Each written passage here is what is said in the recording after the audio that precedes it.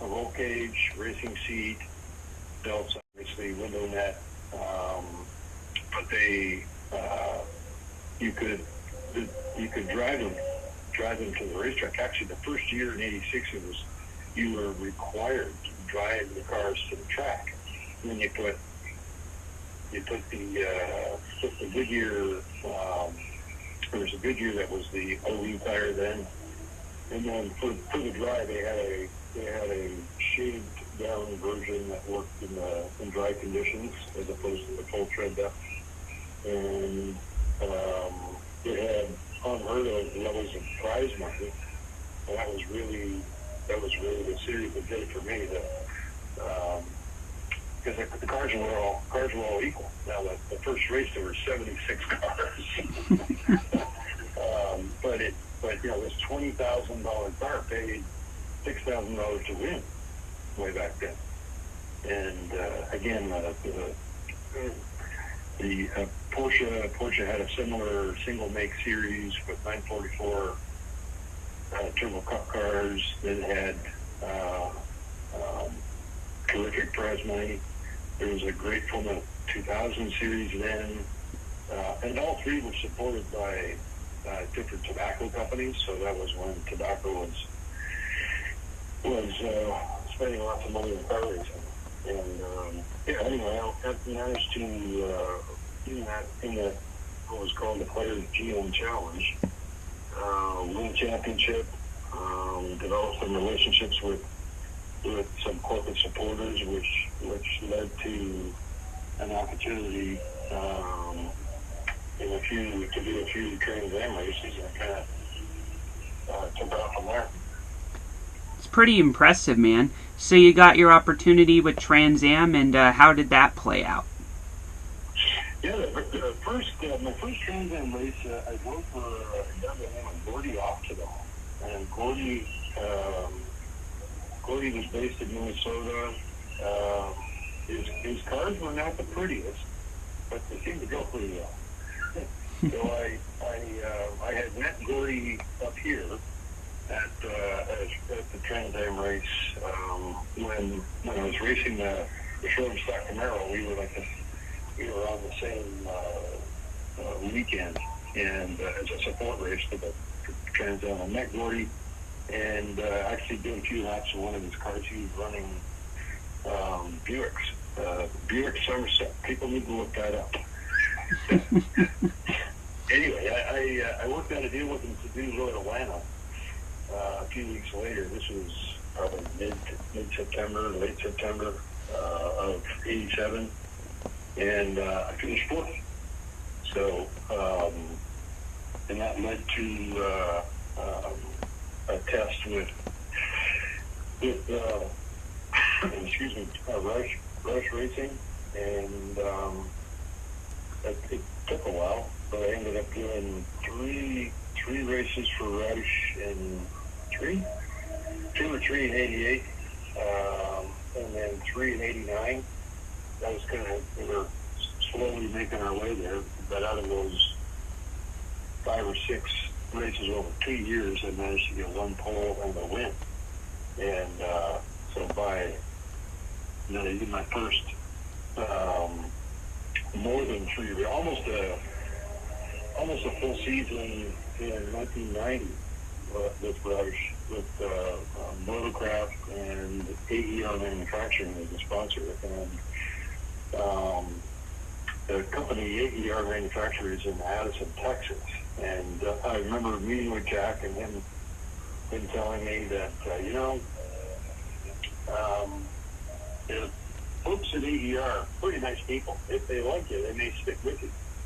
So that was in 1990, and AER is still involved with the Fellows family.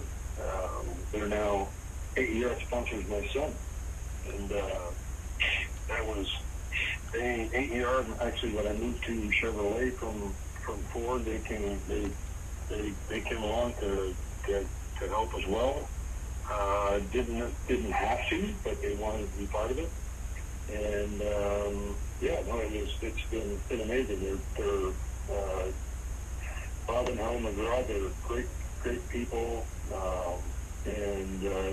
we've enjoyed a terrific friendship for over 30 years now, and they've been incredibly generous in their support of not only my early racing endeavors, but wanting to be part of even some of the NASCAR races I did, and now helping my son. Yeah. When I looked up AER a while ago, I briefly got it confused for the American Equipment Racing Team by Buzz McCall. Yeah. Which is where I ended up next after my Ford days.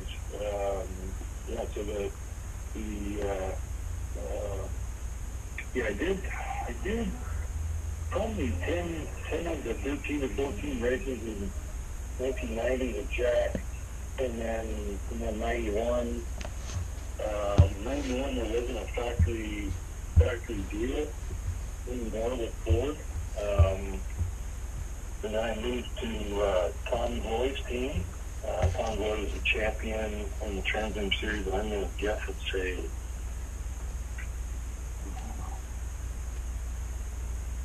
79, maybe? Yeah, maybe early 80s. Anyway, Tom drove for Tom 92, 93, 94. And it was in that, when Ford came back with support, they ended up supporting two teams. Rush came back in, I think, 94. But it was Tom Gloy Racing and then Rush Racing. There were the two Ford teams trying to take on Chevy and Dodge back then. And it ended up being recruited by Herb Fishel and Joe Negri, who ran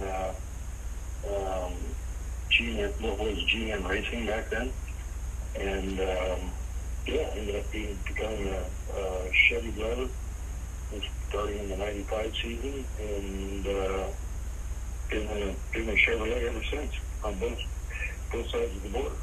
Continuing as an ambassador and with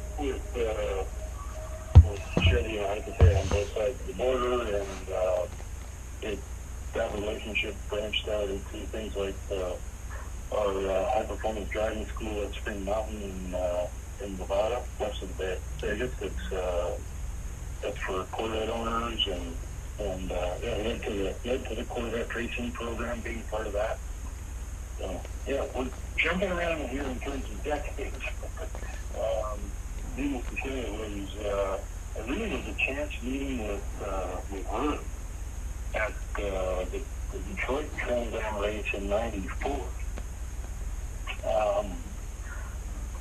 When they returned to Belle Isle, 94, 95, 96, anyway, it was with IndyCar then, and I won the race, and the race was sponsored by Chevy, so Herb Fishel was actually presenting me with the trophy for winning, and he literally on the podium, basically out of the side of his butt, asked me, how do we get you in a Chevy? And of course, I had all kinds of things at GM Canada based on the show and stock racing I had done up here, and that's kind of how it went. He ended up calling folks at GM Canada for my contact info, and that was June of '94, and then we had a meeting in August, and started racing for Chevy's factory Transacting, which was owned by Buzz McCall. And that was called American Equipment Racing, and they were based in Indianapolis. So it was, so that was '95, '96. We won a bunch of races with that team. Unfortunately, Chevrolet, I had a 3-year contract, and they, starting with the '95 season, then at the end of '96, they withdrew from the Trans Am series. And we just bought a house. It was now what? And literally, I still had 1 more year of my contract, and it was in the '97 season. Chevy was sort of encouraging me to try a little bit of NASCAR, and they basically got me a couple of tests with what was then the Busch Series, prior to Nationwide and Xfinity, and I also got to race a Ferrari 333, the open cockpit prototype, here at our home track, and we managed to get the pole and win the race with my teammate with Brad Morgan. And I managed to win my first NASCAR race in that season. I did won the Custom Truck Series race at Watkins Glen in '97. So we were still able to do well, just kind of jumping around in various types of cars. And then it was after the prototype win, I was summoned to Detroit. Met with Herb and Joe. They said, Ron, we're going to take a Corvette total on. We'd like you to be part of that. And I paused for about a nanosecond, and I'm in. Because typically when a manufacturer pulls out of some sort of factory racing, it's usually it's a lot of years before they get back in. And obviously when they pulled out of the Trans Am program, unbeknownst to me, there were plans for taking a Corvette, and this was the 5th generation Corvette back then,